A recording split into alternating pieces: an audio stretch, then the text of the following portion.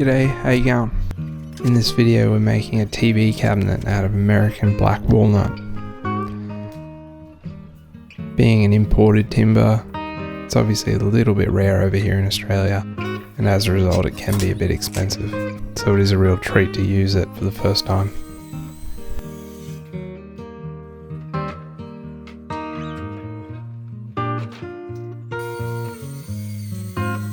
When cutting these boards up, I made sure that they were marked so I could pair them up later.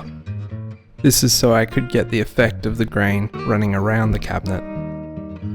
If nothing is marked and you start cutting up lots of boards willy-nilly, it can get a bit confusing when you need to piece it all back together.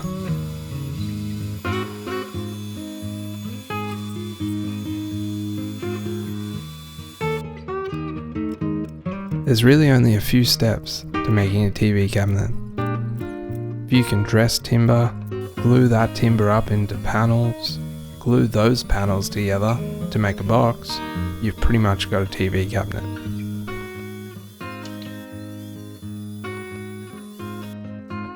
Here I'm just choosing the orientation of those boards, finalizing them.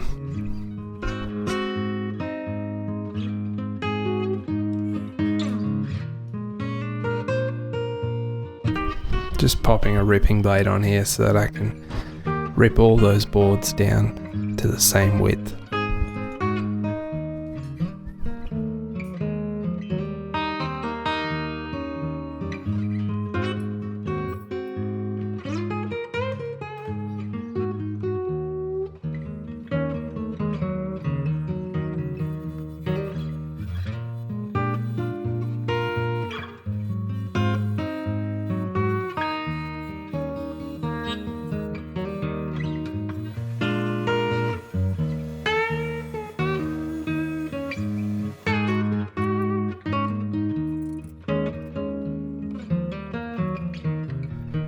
I'm using a dado stack here to create a couple of grooves on the top and bottoms of the cabinet. When we make our doors a little bit later, the tongues will be able to slide in these grooves.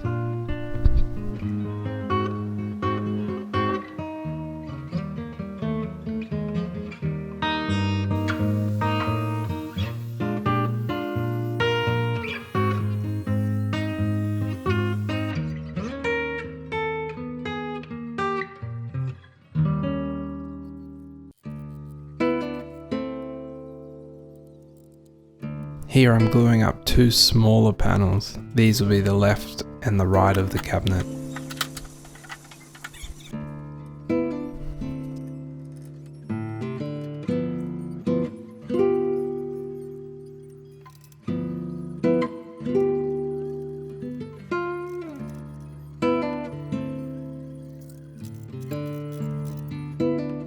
And these two larger panels will be the top and the bottom of the cabinet.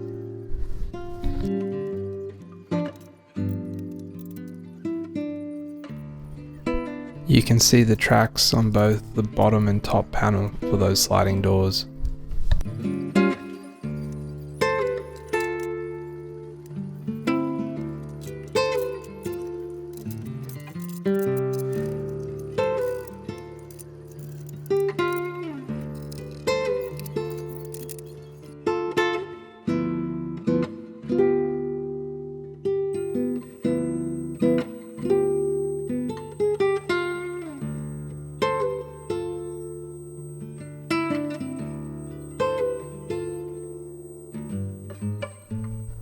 A while ago I was given this old silky oak sideboard. It's got this particular bevel that I've always found attractive, and I wanted to replicate that on this cabinet.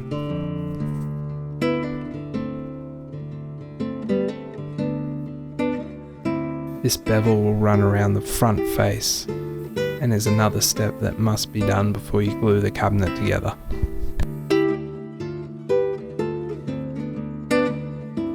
Just a few marks left from the saw blade, easily cleaned up with a hand plane.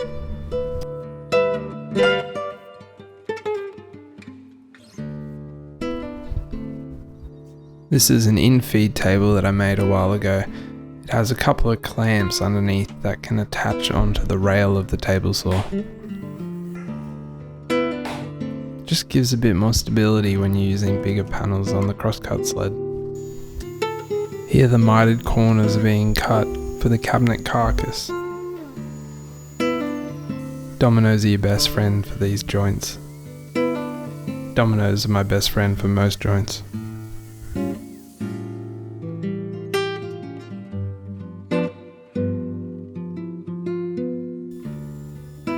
One last thing before gluing this cabinet together is to route out the grooves for the internal dividers. We're on a bit of a tight budget on this build, so all of the internals are 18mm hardwood plywood. You can see there on that piece of tape I've got a mark that lines up with the center of the router bit, so I know where my stop is.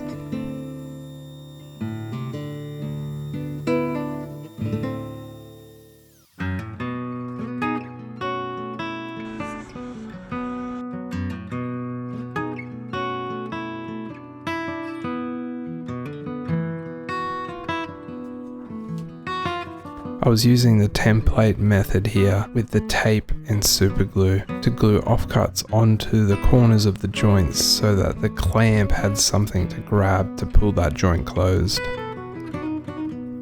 I found it was a bit useless, to be honest. The tape was slipping on the timber. Wouldn't recommend it. So I made up these little timber jigs at right angles that can be used either on the inside or the outside of the joint. It's good to put a little cutout so that the squeeze out of glue can be cleaned up and you don't glue this jig to your cabinet.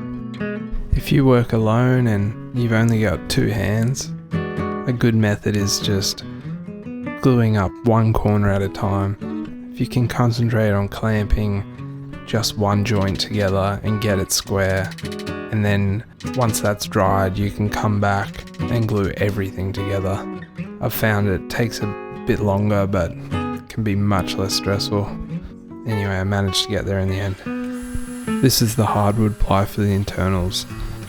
One vertical piece and one horizontal piece. I glued walnut strips onto the front as edge banding.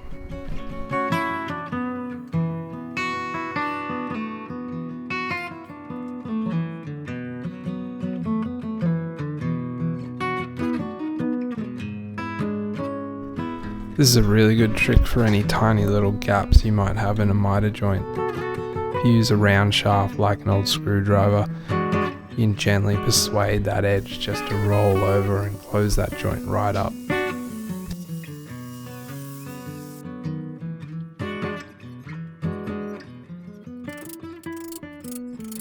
These three boards I'm gluing up here will make the face of the cabinet. 2 drawers on the left and 2 sliding doors on the right, with continuous grain running across. Small workshops and large panels don't really go hand in hand, so luckily this was the last one.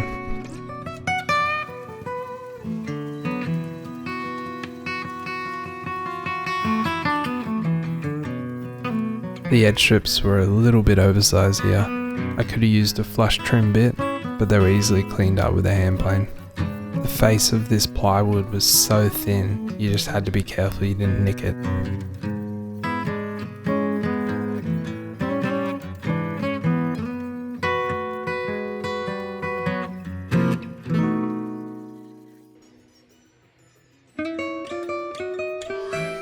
This next piece was a lot of fun, just freestyling it and having a go with hand tools. It's a divider that will break up the drawers to the sliding doors on the face. I was a bit concerned that there would just be a wall of walnut hitting you in the face, but this divider will break that up. The hardest part was mating it into those bevels that I put on the face of the cabinet around the perimeter. Turned out to be a pretty simple shape in the end that I could have achieved with a big round over. It was a lot more fun going at it with a spoke shave. There's a little bit of grain there that didn't want to play the game, so I had to attack it from both directions. And there it is in place, fitting into those bevels, mounted onto that divider. It's a pretty nice little snug fit in the end.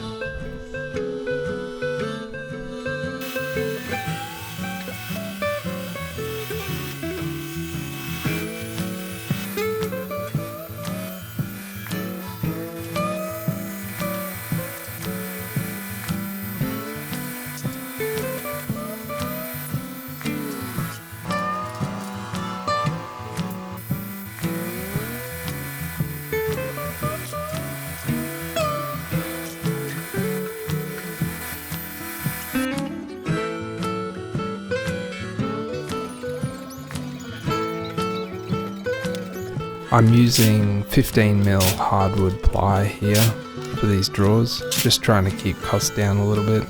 Same deal as the internals, I'm putting on a piece of walnut edge banding.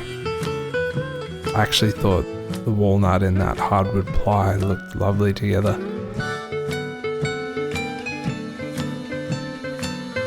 These drawers are glued and nailed, so they don't need dowels, but I just wanted a little bit of something extra when you open those drawers, and you could see a bit of contrast on the side there. Also, I've been having fun making dowels. They're super satisfying. Again, trying to keep costs down a little bit, I made the hardware for these drawers. I like to think that's how everyone made drawers back in the day, so there's nothing wrong with it. For this application it's fine. Just use a bit of a spacer there, just so that the rails are the same height on both sides. Sometimes it's better just to do it like that and just remove math completely.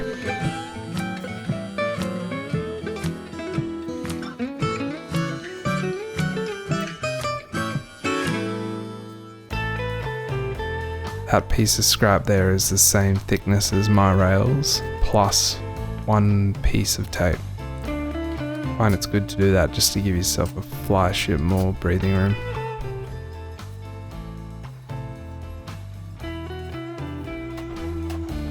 There we go. 1, 2. They're okay. I got a bit more to learn when it comes to drawers. Here that front panel is being cut into the left and right sliding doors. I'm making those tongues on the top and bottom of the doors so that they can run in the grooves. It's best to do this on a test piece first, just to make sure you've got your ducks in a row.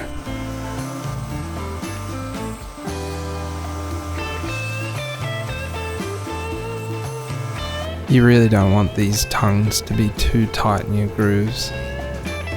You just want them to be able to slide freely. The thinner that you make that tongue, the less resistance there is for that door sliding. So you're much better off doing it like this than having the whole width of the door trying to slide in a groove. I also made sure that I kept those doors quite thick. I was concerned that if that wood decided to move, those panels might just turn into potato chips and never slide in those grooves again. Here I'm making a jig that the router can run in when using the finger pull router bit. I've never used one of these before, but it's a pretty big bit, so it felt much better running inside of a jig. This was one of those classic things where you spend an hour designing and making a jig just to use it for 5 minutes. Then you're trying to decide, should I keep this? Should I throw it out? I kept it. The most important thing here was making sure your center line's lined up. And there's that enormous bit just hogging away material. I was a little bit concerned about burning here, but it was sort of okay.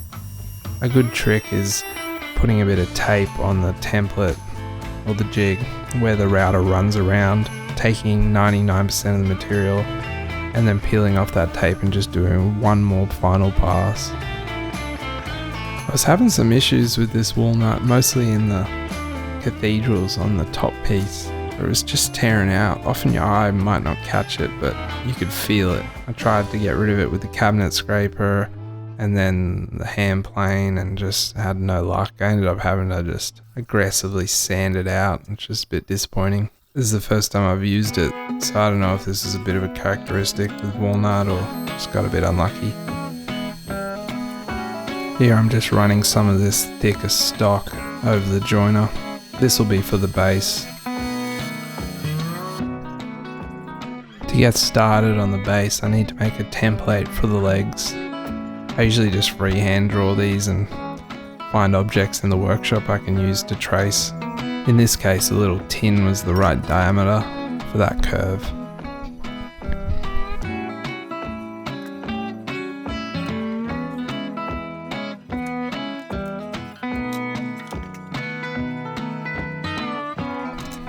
Next step is just to cut that template out and get the shape exactly how I want it. A good way to do this is just a dowel with a bit of sandpaper around it. Smooth that curve out and get rid of those bandsaw marks. Taper the leg down a bit more.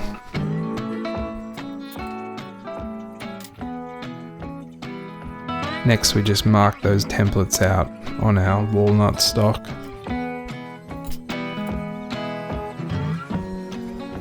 Then we'll bandsaw those out.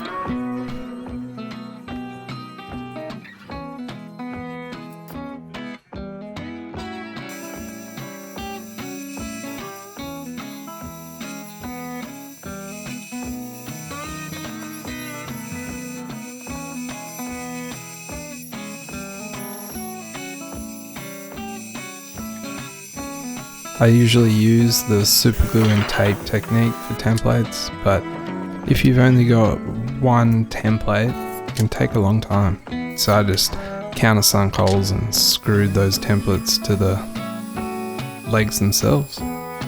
Worked a treat. Using a pattern maker's bit, you just make one pass and then use one with the bearing on the top, clear out the bottom section, and then just cut all these legs to the same length.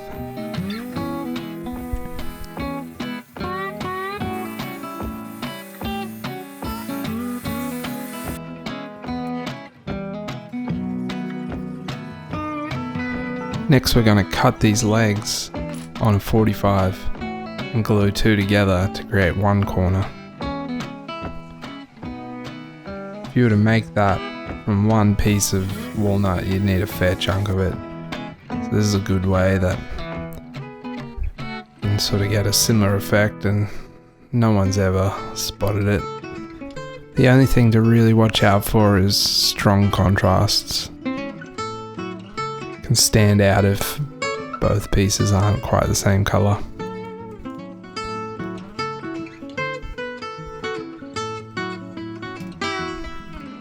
And there we go. 4 little legs.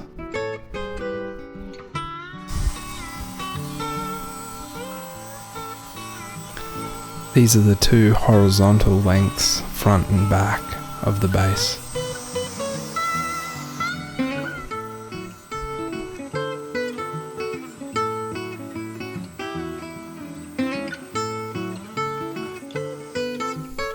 This is a technique I've seen before when looking underneath old tables. We'll touch on it a little bit more later, but essentially little blocks with tongues are used for connecting tabletops and the legs, or in this case a cabinet to the base. You can learn a lot by having a look underneath a piece of old furniture.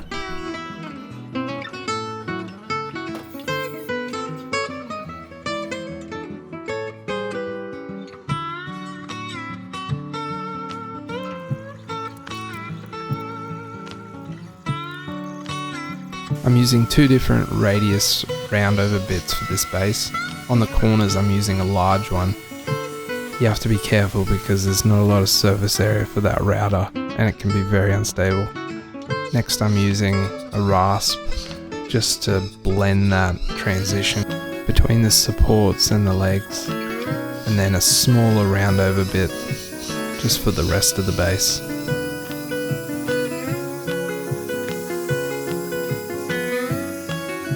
It's always a good idea to put a little chamfer on the edge of your legs or your feet, whether it be a chair or a cabinet. Just helps to prevent chip out when that piece is being dragged around the place. Here are those little blocks I was talking about, where that tongue will slide into the groove I made with the domino. These little blocks are then drilled and countersunk, allowing them to be screwed into the base.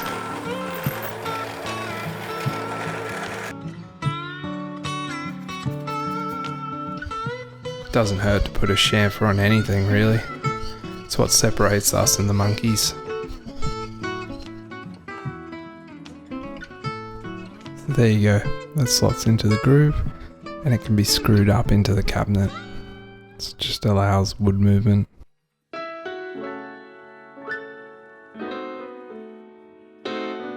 Definitely didn't need that many in under the cabinet, but got a bit carried away. I really like these things.